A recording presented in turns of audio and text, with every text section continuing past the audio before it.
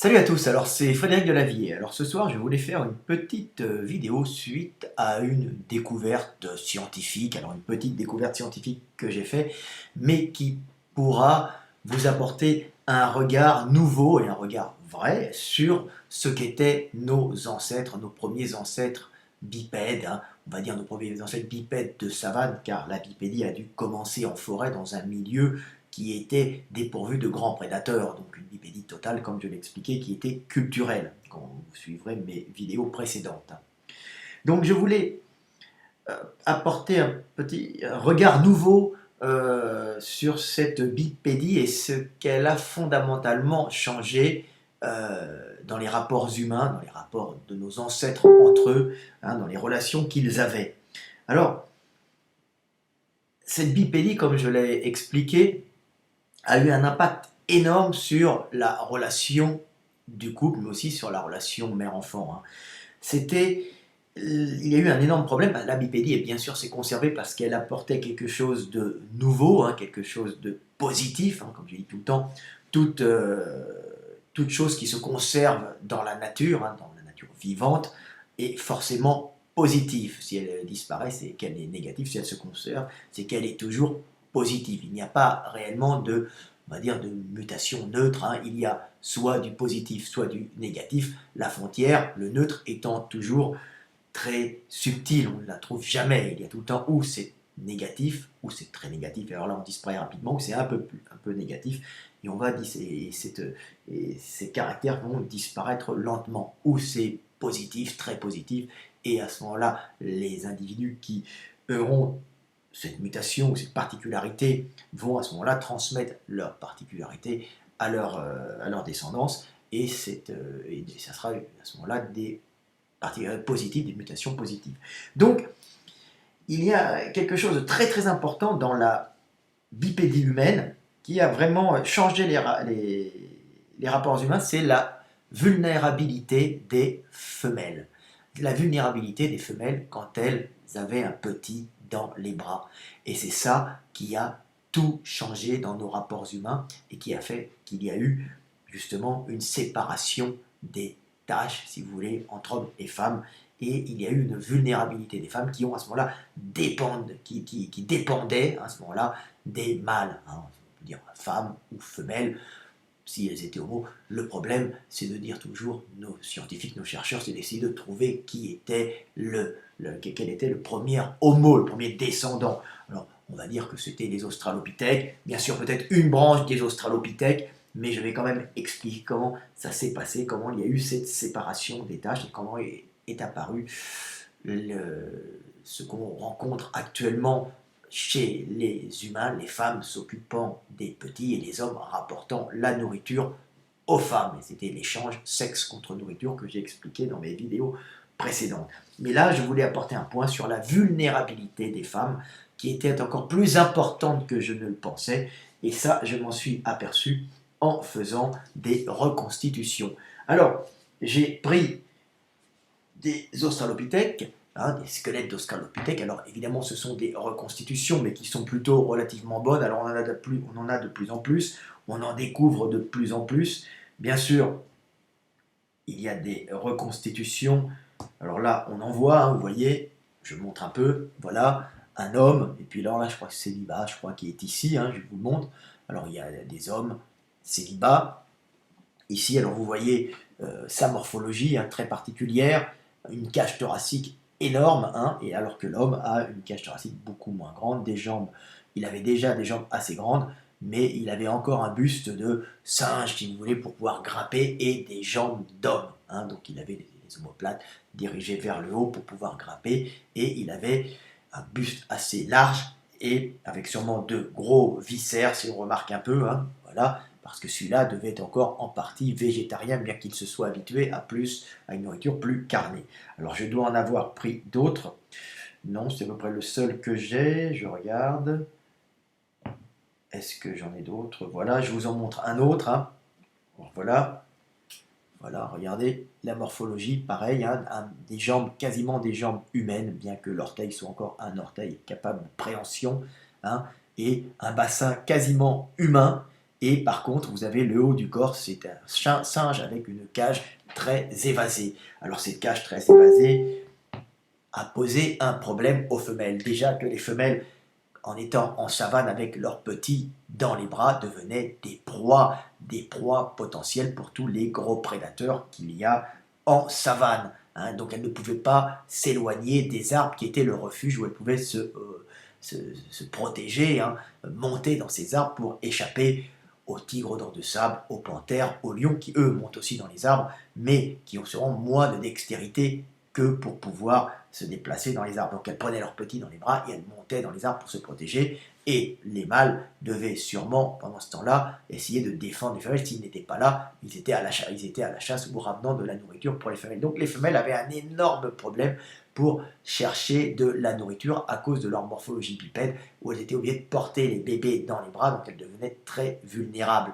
C'était terrifiant pour elles, donc elles devaient rester près des arbres, donc ne pouvant pas s'alimenter. C'était les hommes qui allaient chercher la nourriture à l'extérieur et qui leur ramenaient, et en échangeant contre du sexe contre une nourriture, car au début, il n'y avait pas cet attachement que nous nommons amour, cet attachement qui est fait en fin de compte pour pouvoir nourrir à deux un petit à croissance très lente et un gros cerveau, car nous sommes devenus des animaux, des êtres extrêmement complexes au niveau social. Hein. Donc c'est ça qui nous a survécu, c'est notre organisation sociale et le développement de notre cerveau dû aux notions de temps dans le langage et à la compression de données en mots qui nous permettaient de penser beaucoup plus rapidement avec la naissance du libre arbitre. Hein. Pourquoi? Parce qu'on pense plus rapidement grâce aux mots, on a des notions de temps qui nous permettent de prévoir l'avenir, de se remémorer le passé. Hein. Donc ce sont des portes, hein, ces notions de temps, comme j'ai expliqué,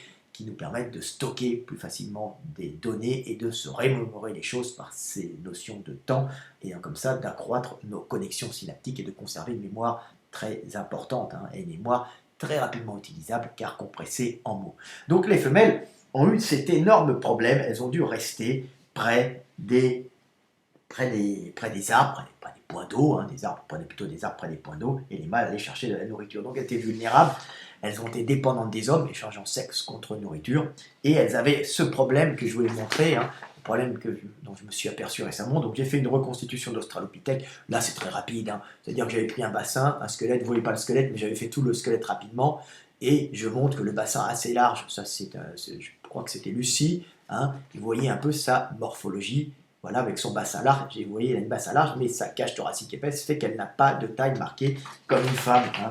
Vous voyez ici une femme, voilà, ça ce sont des fesses de femme, hein, les fesses de femme avec une taille marquée qui facilite le portage du bébé. Donc, même si les femmes sont vulnérables avec un bébé dans les bras, il faut s'imaginer que nos ancêtres australopithèques étaient encore plus vulnérables avec un petit dans les bras, hein, pour la bonne raison qu'elle n'avait pas cette taille marquée. Regardez, j'ai fait la reconstitution d'une femelle. Là, c'est la reconstitution de Lucie. D'ailleurs, c'était à peu près comme ça. Je lui ai mis les poils où normalement ils devaient être, hein, car en étudiant un peu la pilosité, hein, et puis les endroits où il y a évacuation de chaleur, hein, le maximum sur le corps humain, on s'aperçoit qu'en général, les poils disparaissent où il y a beaucoup d'évacuation de chaleur, permettant une meilleure thermorégulation. Hein. Donc on peut s'apercevoir que nos australopithèques femelles, hein, c'est une femelle, voilà, n'avaient pas du tout de taille marquée, ce qui posait un problème pour le portage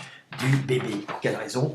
Tout simplement pour la raison que nos femmes, hein, qui ont évolué après, le bassin s'est élargi, hein, les jambes sont agrandies parce qu'on avait des bébés un peu plus gros, donc eux, ils avaient déjà un bassin assez large, mais et on avait surtout, c'est pas vraiment le bassin qui s'est élargi, on va dire, mais c'est surtout notre cage thoracique qui s'est réduit et la taille s'est libérée, hein, puisqu'on ne grimpait plus dans les arbres.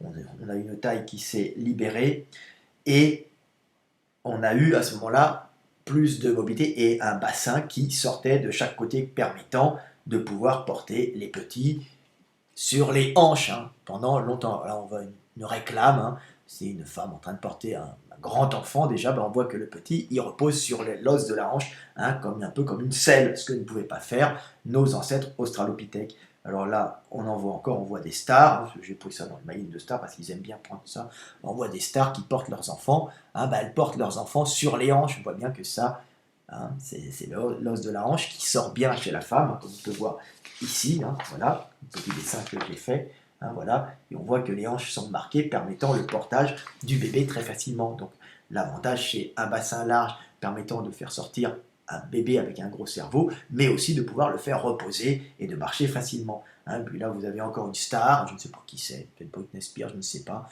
elles se ressemblent toutes. Hein, voilà, elle porte son bébé qui est déjà plus âgé sur la hanche, hein, typique, hein, comme un typique bipède, donc une facilité pour les femmes de porter le bébé, ce que les hommes ont beaucoup moins, ce que les hommes peuvent beaucoup moins faire, hein, étant donné qu'ils n'ont pas du tout les hanches aussi marquées que les femmes et la cage plus épaisse, un peu une cage de singe, j'exagère, mais on a la cage plus large, plus massive, et le tronc est vertical. Donc c'est pour ça que les femmes portent facilement des bébés, hein, pendant des kilomètres, elles se baladent avec le bébé reposant sur le bassin, alors qu'un homme vite fatigué d'avoir son bébé dans les bras et en général le pose. Donc être maman, c'est déjà morphologiquement plus facile. Hein. Donc porter un petit de 1 an, 2 ans, 3 ans, c'est beaucoup plus facile pour une maman que pour un gros costaud comme moi, qui même s'il est plus fort, ne peut pas le faire retomber sur ma hanche vu que j'ai les tailles droites d'un homme. Et bien nos femmes australopithèques avaient le même problème que nos hommes actuels, c'est qu'elles avaient du mal à porter le bébé et elles ne pouvaient pas s'éloigner longtemps, hein, avec ce bébé, car elles avaient un gros bus. Donc elles étaient obligées de rester près des arbres, hein, dans cette savane dangereuse, arborée, ok, mais où régnaient de grands prédateurs. Donc elles étaient beaucoup plus vulnérables par leur morphologie sans taille marquée. Hein, voilà, regardez bien, hop, hop, hein, une femme, une australopithèque, hein, et vous regardez que la femme à la taille marquée peut reposer bébé et pas Madame Australopithèque. Donc elle était gênée pour trimballer bébé. N'oubliez pas qu'en forêt, les femelles chimpanzés, par exemple, qui peuvent ressembler à ce qu'étaient nos ancêtres de forêt avant qu'ils deviennent bipèdes, trimballent leur bébé des fois dans les bras, mais surtout sur le dos, et peuvent vaquer à leurs occupations, aller chercher de la nourriture. C'est la femme, c'est la femelle chimpanzé qui cherche la nourriture pour ses petits, hein, parce qu'elle a le petit sur le dos, et elle n'a pas de problème pour porter son petit quand elle se déplace et lui donne à manger. Il est là, ce n'est pas un poids vraiment gênant. Hein. Les deux mains sont libres, elle peut aller de l'avant à quatre pattes. Dès qu'on est bipède, on a un énorme problème. Cet énorme problème obligeant les femelles à se faire nourrir. Donc voilà ce que je voulais montrer un peu. Je voulais montrer que la taille de la femelle australopithèque gênait énormément celle-ci, et là vraiment la taille un peu large, hein, parce qu'elle continuait à se réfugier dans les arbres, mais était bipède, donc on n'était pas totalement adapté. Il n'y avait que les hommes qui pouvaient aller chercher de la nourriture avec des bâtons dans les mains, en groupe très bien organisé, piquer la bouffe aux autres prédateurs par exemple, hein, ou ramener ou ramener des tubercules ou des noix ou tout ce qu'ils trouvaient. Il faut savoir qu'on avait du mal à manger les graminées dans ces savanes herbeuses, hein, puisqu'on n'a pas l'estomac pour, on est des frugivores un peu carnivores, mais à la base surtout frugivores, et que les graminées avec beaucoup de cellulose, c'est pas pour nous, on n'a pas un estomac, un système digestif assez long. Donc c'était les hommes qui ramenaient de la nourriture, plutôt de la nourriture énergétique, de la protéine en général, aux femelles, ou des tubercules pour pouvoir baiser, si vous voulez, dans un premier temps. Parce que c'était l'échange sexe contre nourriture. On n'avait pas cette espèce de responsabilité qu'on a pris après, qui est apparu au cours de l'évolution, ce sentiment de responsabilité, ce sentiment d'amour qui est né en corrélation avec une croissance lente de nos petits. Alors, ça a fondamentalement changé les rapports humains, comme je l'ai expliqué, et ça a fondamentalement aussi changer notre façon de faire l'amour, notre façon de nous reproduire. Hein. Alors nous nous reproduisons toujours comme nos femelles sont fécondes une fois dans le mois, quelques jours, hein. Mais chez les femelles chimpanzés, quand elles sont fécondes, pour optimiser, hein, elles ne sont pas nos ancêtres, mais nos ancêtres devaient avoir une vie un peu similaire à celle des chimpanzés, donc devaient avoir des périodes d'oestrus marquées, donc des périodes où les femelles chimpanzés indiquent, pour optimiser les chances de se reproduire, qu'elles sont fertiles. Et en général, chez les chimpanzés, vous pouvez remarquer qu'elles ont, hein, là j'ai fait une belle femelle chimpanzé, c'est assez excitant si on est un chimpanzé. Hein. Donc vous voyez qu'elle a, alors là c'est la vulve, hein, qui gonfle sous l'effet des estrogènes et qui rougit. Alors j'ai fait un petit dessin, j'ai un peu arrangé, pris des photos, puis je vous ai montré, on voit bien le bassin assez haut, j'ai marqué ici le bassin pour montrer que c'est quand même un quadrupède encore, il n'a pas un bassin humain. Puis on voit l'anus ici, et toute cette zone rougit et gonfle en période d'oestrus, c'est-à-dire quand quand la femelle est fécondable. Donc sous l'effet des estrogènes, les muqueuses se remplissent d'eau, elles gonflent, elles rougissent, indiquant aux mâles qu'ils peuvent aller baiser à ce moment-là, qu'ils peuvent aller essayer de transmettre leur gène. Donc tous les mâles, à ce moment-là, essayent de copuler avec la femelle. Mais c'est la femelle qui cherche la nourriture dans la forêt. C'est la femelle chimpanzé qui nourrit ses petits. Donc, quand on passe, quand on passe en savane, nos ancêtres sont passés de forêt en savane, sûrement un peu bipède avant, bonne bipédie avant, marcher mais pas courir, comme je l'ai expliqué. En savane, ils ont eu d'énormes problèmes, les femelles ont eu d'énormes problèmes, car à ce moment-là, elles ne pouvaient plus aller chercher leur nourriture, surtout quand elles avaient le petit dans les bras, comme je vous l'ai expliqué. C'était plus difficile, elles deviennent des proies, parce qu'on ne peut pas fuir avec un petit devant un prédateur, et en plus, elles ne le portaient pas aussi facilement que nous, vu la taille, comme je vous ai dit, peu marquée, donc le bébé ne peut pas reposer, donc on est obligé en permanence de le porter dans les bras, surtout quand c'est un petit qui n'est pas encore capable de se déplacer. Donc vous imaginez le problème des femelles. Donc comment elles ont réglé le problème? Donc elles ont réglé le problème en échangeant sexe contre nourriture, mais si on mange, si on fait le sexe qu'une fois dans le mois, on va crever de faim. Donc il y a eu, dans les groupes de nos ancêtres, les groupes qui ont mieux réussi, donc c'est ceux qui avaient des femelles qui ne marquaient pas leur période d'oestrus, donc qui n'avaient plus cette vulve qui rougissait, cette vulve qui était à l'arrière, bien sûr gonflée comme elle était quadrupède, qui rougissait. Alors la station bipède fait que, vous remarquez bien, la vulve disparaît entre les jambes, on ne la voit plus. Donc c'est très très dur pour un mâle de s'apercevoir quand la femelle est en période d'oestrus déjà. Donc il n'y avait pas beaucoup de signes. Et les femelles ont en même temps caché leur période d'oestrus. Elles devaient avoir cette vulve qui, comme je l'ai dessiné, qui a profondément, qui est rentrée à l'intérieur par la position bipède et qui a diminué de volume, et qui n'apparaissait plus gonflée quand il y avait des périodes d'oestrus, pour que les mâles soient un peu trompés, ne savent pas quand est-ce qu'ils soient obligés de se reproduire pour transmettre leur gène. C'est instinctif, ils sont simplement attirés quand la femelle est disponible. Il y a des signes extérieurs, mais ils n'en avaient pas conscience réellement. Donc là, les femelles perdent leur période d'oestrus, ce qui oblige les mâles à se reproduire, à faire l'amour, à essayer de copuler avec les femelles en permanence. Donc, échange sexe contre nourriture, la base pour faire survivre la femelle, parce que ce n'est jamais gratuit, la femelle se donne à celui qui va la nourrir, et donc à celui qui va la nourrir tous les jours, le mâle va essayer de la nourrir tous les jours, sans avoir l'espoir de se reproduire, mais sans avoir cette attirance uniquement une fois dans le mois par ses fesses gonflées et rouges. Donc il y a ces pertes de signaux des femelles, les femelles ne signalent plus qu'elles sont en période d'oestrus. Donc les groupes qui ont survécu, c'est celles qui avaient les femelles qui ne signalaient plus leur période d'oestrus, donc leur période de fécondité, ce qui obligeait les mâles à faire l'amour le plus souvent possible, donc à nourrir le plus souvent possible les femelles. Donc c'est pour ça qu'il y a eu cet échange sexe contre nourriture, perte des périodes d'oestrus, et phénomène qui est arrivé là-dessus et qui est très très intéressant à noter, c'est l'apparition du gras sur les fesses des femmes. Vous voyez nos femmes, alors là c'est une européenne, mais chez les africaines c'est très bien marqué. Alors chez l'européenne ça monte un peu plus haut, et chez l'africaine c'est localisé plus en bas, assez bon, c'est vers le haut. Donc les apparitions de localisation graisseuse chez les femelles australopithèques, on peut être sûr à 100%, ce sont des lois physiques, on va me dire comment t'en es sûr, parce qu'elles devaient rester sans manger, tout simplement parce que la position bipède les empêche de se promener. Donc si jamais j'ai des paléontologues qui viennent me dire comment pouvez-vous dire ça, je veux dire, je ne dis ça uniquement que parce que je connais les lois physiques de ce monde. On ne se déplace pas avec un bébé dans les bras parce qu'on perd de la rapidité, la morphologie fait que vous ne pouvez pas bien le tenir, donc on reste près des arbres et on est obligé de se faire nourrir.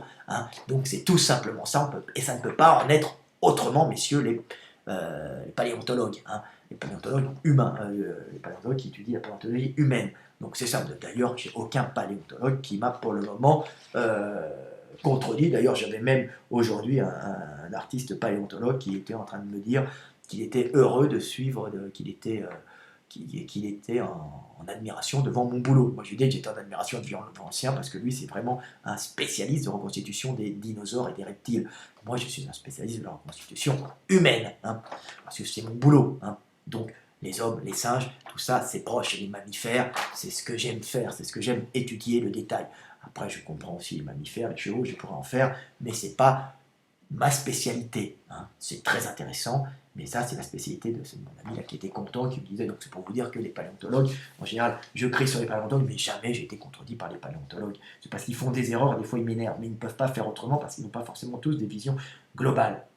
Donc voilà, vous voyez que les femmes hein, ont commencé à stocker sur les fesses. Alors là, c'est une européenne, j'ai mis de la cellulite. Hein. La cellulite, comme tout le monde le sait, est faite pour pouvoir justement brider par des tractus fibreux, un peu comme sur les canapés anglais, vous savez, où vous avez un bouton et qui tire le cuir vers l'intérieur, hein, ce qui permet de compresser un peu ce cuir. Donc en compresser le rembourrage du cuir, mais pour les femmes, c'est la même chose, cette cellulite, hein, c'est comme des capitons. Hein, vous voyez sur les canapés anglais. Donc vous voyez ces tractus fibreux qui sont tendus sous la peau et qui tirent la peau sur le fascia et sur le muscle et qui font comme des capitons et dedans la graisse est compressée, ce qui limite en compressant la graisse, ce qui compresse aussi les vaisseaux, rendant cette graisse, donc cette réserve graisseuse, hein, rendant cette graisse beaucoup plus difficile et disponible pour le corps de la femme, c'est-à-dire pour être utilisée énergétiquement pour bouger de tous les jours. Donc elle va être utilisée, cette graisse des fesses, qu'en dernier recours, quand elle va nourrir petit, hein, quand elle va être obligée de nourrir, d'utiliser ses réserves énergétiques pour elle et son petit. Donc c'était vraiment des réserves à utiliser au dernier moment pour allaiter et dans les derniers mois de la grossesse. Hein. Donc, vous voyez, ça c'est de la cellulite. Hein.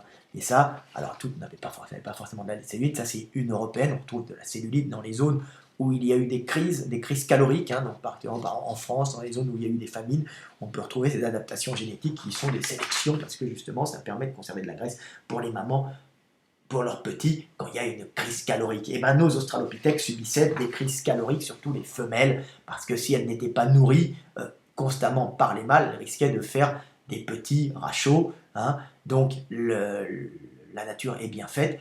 Elles ont commencé à stocker sur les fesses. Donc les australopithèques stockaient sur les fesses. Pourquoi sur les fesses? Tout simplement, on stocke du centre de gravité, pas sur toute la peau pour se faire un manteau de graisse sur toute la peau. On va avoir des problèmes de thermorégulation, on va monter en chaleur, on risque de crever dans un pays où il fait chaud, un pays équatorial ou tropical. Hein. Alors c'était plutôt savane au niveau de l'équateur, donc c'était un peu gênant. Donc elles ont commencé à stocker, les australopithèques ont commencé à stocker sur les fesses en prévision des manques caloriques si jamais elles n'étaient pas tout le temps nourries par les mâles. Donc pour faire survivre petit. Donc celles qui ont pu transmettre leurs gènes et nourrir facilement leurs petits sans avoir de perte, hein, sans avoir de malnutrition et de mauvais développement des petits, c'est celles qui accumulaient du gras sur les fesses. Donc on peut être sûr que nos femelles australopithèques stockaient sur les fesses. Alors là, j'ai fait 2 petites localisations graisseuses parce que ce n'était pas de la grosse localisation graisseuse au départ, mais au lieu d'avoir des fesses gonflées et toutes rouges pour attirer les mâles, elles avaient à la place la vulve cachée et des réserves de graisse sur les fesses qui permettaient aussi de s'asseoir et de protéger les ischions, qui sont ces os-là, hein, quand elles s'asseyaient sur leurs fesses. Hein, ça c'est l'arrière, vous voyez, c'est ça. Donc, de protéger les ischions qui sont ces 2 tubérosités osseuses où s'attachent les ischios, mais sur lesquelles on est assis en permanence. Donc vous voyez comment nos femmes ont pris du gras sur les fesses et comment nos femmes ont fait sexe contre nourriture, hein, et comment tout ça, comment toute la morphologie, toute la bipédie a transformé les rapports humains. Donc tout découle hein, de la forme, nous sommes liés à la physique du monde, hein, nous sommes liés à notre morphologie est adaptée au milieu, hein, et elle entraîne même un changement comportemental, hein, cette morphologie qui a changé pour s'adapter au milieu. Donc voilà, c'est à cause de notre bipédie, ou c'est grâce à notre bipédie que nous avons séparé les tâches et que les femmes sont devenues quelque part dépendantes des hommes au niveau calorique alors que les hommes allaient chasser. Alors bien sûr, ça a changé après, hein, on voit qu'en Afrique, les femmes sont beaucoup moins dépendantes des hommes, mais ça a été après, bien sûr, quand les prédateurs ont été évacué et quand l'homme est devenu un chasseur. Mais avant, il y a eu ce système, hein, je vous le montre encore, c'est tout le temps intéressant, chimpanzés qui devaient ressembler à nos femelles avant, qui avaient sûrement des, des callosités fessières et de la vulve qui gonflait pour attirer les hommes en période de fertilité, hein, ils devenaient toutes rouges. Ensuite, bipédie, hein, tout ça s'est caché, on ne voyait plus le sexe, hein, on ne voyait plus ce sexe qui gonflait, et il y a eu localisation graisseuse sur les femmes, sur les fesses des femmes, impossibilité de bien porter au départ le bébé, donc on pouvait le porter dans les bras, mais c'était pas facile du tout, et après, vous voyez, hop, ça c'est une femme, bassin qui s'élargit parce qu'on est un être social, avec des complexifications dans nos relations sociales, donc gros bassin plus large, localisation graisseuse qui se développe encore plus pour pouvoir nourrir bébé, parce qu'évidemment bébé a un énorme cerveau, donc demande beaucoup de calories, hein. Là, bébé en demandait sûrement un peu moins, parce que le cerveau des australopithèques n'était pas énorme, mais comme la femme était carencée, souvent pour être carencée parce qu'elle ne pouvait pas aller chercher sa nourriture, hein, elle était obligée de faire des réserves de graisse. Donc vous pouvez voir un regard nouveau sur les australopithèques, hein, et après évidemment Homo habilis, tout ça Homo erectus devait l'avoir, mais australopithèques devait déjà avoir la femelle, une morphologie de femme avec une apparition de réserves graisseuses sur les fesses et un masquage de la vulve par cette position verticale. Voilà. En dernier petit truc, je l'ai déjà dit dans mes vidéos, ce qui est marrant, c'est que les femelles chimpanzés, par exemple, avant Australopithèque, hein, quand on était en forêt, c'était donc les femelles qui allaient chercher la nourriture, hein, et qui éduquaient les petits. Donc, les mâles étaient plutôt attirés par les femelles âgées. Pourquoi? Parce que, comme chez les chimpanzés, et ça c'était Pic qui l'avait noté, Pic explique, le paléontologue Pic, explique des choses souvent très intéressantes dans ses vidéos. Hein. Il explique que les chimpanzés sont attirés par les vieilles chimpanzés. Pourquoi? Parce que tout simplement les vieilles chimpanzés sont plus aguerries à la recherche de nourriture et à l'élevage de leurs petits, c'est-à-dire qu'elles ont moins de chances de mal nourrir leurs petits, hein, et de mal le surveiller, ils risquent de tomber d'un arbre. Donc en général, les chimpanzés mâles sont attirés par les femelles assez âgées qui sont une garantie de bonne survie de leurs petits quand ils transmettront leurs gènes aux femelles. Hein. Vous voyez, c'est tout simple. Donc, alors ça ne se fait pas comme ça, bien sûr, c'est la sélection, c'est les mâles attirés par les vieilles qui ont plus de chances de transmettre leurs gènes. Et, hein, ils ne vont pas le faire consciemment. Donc il ne reste que les mâles attirés par les vieilles chimpanzés et les mâles attirés par les jeunes chimpanzés, les jeunes en général ne vont pas bien transmettre leurs gènes. Donc on peut s'apercevoir que chez les chimpanzés, on est attiré par les MILF, hein, par les granny et les holders. Hein, c'est pour les gens qui connaissent les catégories internet. Chez les hommes, ça change complètement. Hein.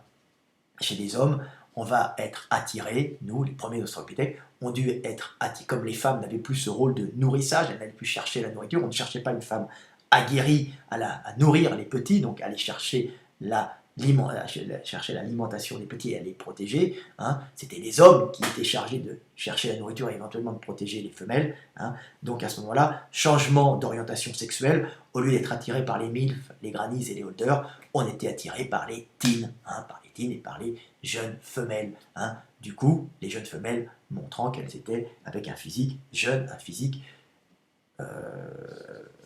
de fertilité, même si les vieilles pouvaient continuer à donner des enfants, les jeunes avaient plus de chances d'être fertiles, hein, puisque les vieilles perdaient peut-être de la fertilité. Donc les jeunes avaient plus de chances de faire des petits. Donc on n'avait plus cet objectif de trouver une femme aguerrie, hein, une femelle aguerrie au nourrissage, hein, des petits, puisque c'était l'homme qui remplaçait la femelle. Donc l'homme est devenu attiré par les jeunes femelles qui garantissaient une meilleure santé, on va dire une meilleure santé physique, même si elles étaient moins bonnes dans l'élevage des petits.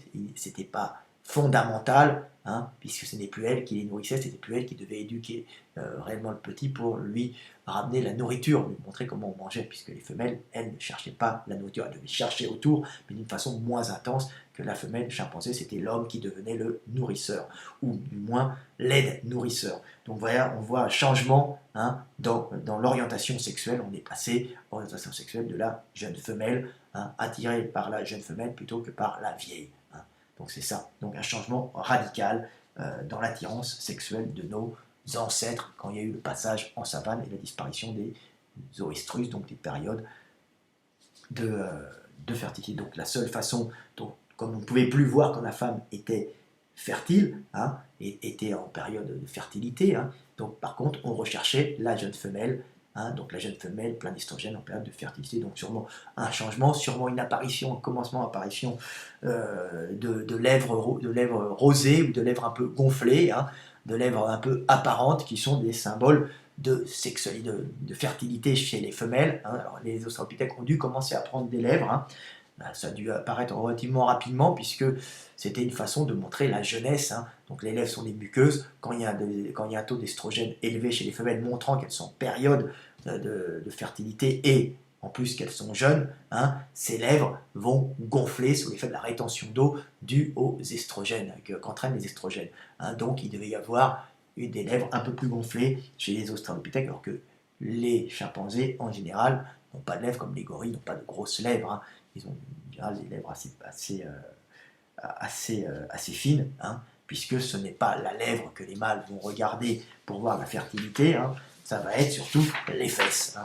Mais bon, il est resté chez nous quand même cette attirance pour les fesses, cette attirance pour la couleur rouge, hein, mais surtout maintenant cette attirance pour les hanches marquées, hein, voilà, montrant qu'on peut bien faire passer un bébé, et pour les réserves de graisse qu'il y avait sur les fesses. Donc il a dû commencer à avoir chez le mâle attirance pour les réserves de graisse chez les fesses des australopithèques. Regardez encore le schéma, c'est intéressant. Hein. Je vous montre à côté. Hop, ce petit dessin que je fais pour vous montrer ce que ça devient. C'est de la science, hein, tout simplement, et ça nous permet de comprendre ce que nous sommes et pourquoi nous sommes ainsi. Voilà, c'était Fred Delavier sur la sexualité et la sexualité des australopithèques et sur les problèmes que rencontraient les mamans australopithèques. Et tout ce que ça a changé, toute cette morphologie, pourquoi la bipédie a changé fondamentalement nos rapports mâle-femelle, homme-femme. Allez, c'était Frédéric Delavier, 30 minutes. Ma vidéo est quand même un peu longue, je pensais en faire une plus courte, mais je suis pris de transe d'enseignement. Allez, à bientôt, c'était Fred Delavier.